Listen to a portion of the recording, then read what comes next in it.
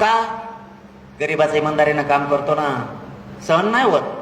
हे बघा, याच्या पाठीमागचा अजेंडा वेगळा असतो. दाखवायचं वेगळं, करायचं वेगळं. मला समाजापासून लांब घालायचं. मी घाबरून तरी लांब गेलो पाहिजे.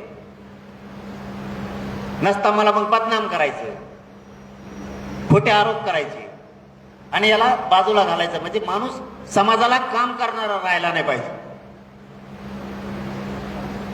का? हे इमानदार आहे, आपल्या जवळ धरत नाही. का जवळ धरायचं? सरकारला, दुकान चालविणाराला, दुकानदाराला, मराठ्यांच्या जीवावर पैसे कमविणाराला का जवळ धरायचं मी?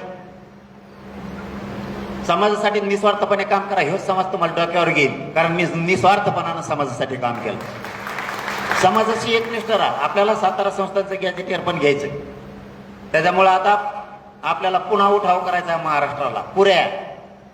कारण आंदोलनाची तारीख कधी डिक्लेअर होईल माहित नाही.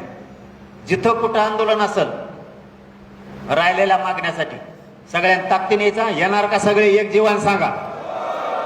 मग बघा मी कसा मसाळा करतोय. मग आपला दंगा लय अवघड असतो. तुम्ही असल्यावर मी भेटत नाही राव कोणाला. तुम्हाला नुसतं मुंबईत चला म्हणलं, असे कना आलात तुम्ही.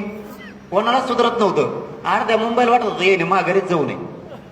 तिथं राहून काय करावं? भाकरी तुम्हाला नाही भेले ते. सरकार तुम्हाला नाही भेलं, सरकार भाकरीला भेले ते.